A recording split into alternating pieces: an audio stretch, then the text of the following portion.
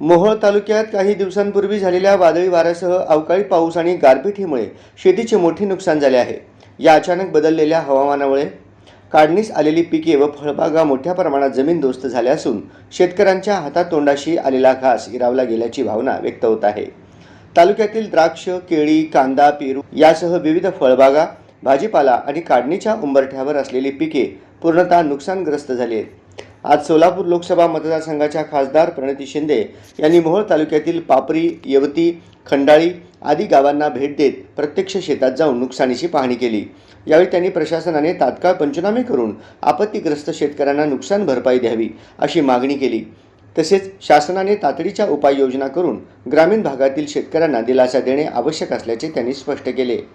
या पाहणी दौऱ्यावेळी मोहोळ तालुका काँग्रेस अध्यक्ष सुलेमान तांबोळी, जिल्हा काँग्रेस उपाध्यक्ष राजेश पवार, जिल्हा समन्वयक मनोज येलगुलवार, कुमार गोडसे, बाबूराव भोसले, दत्तात्रय कदम, भारत मुळे, सुनील वाघमारे, उत्तम मुळे यांच्यासह मोठ्या संख्येने ग्रामस्थ उपस्थित होते।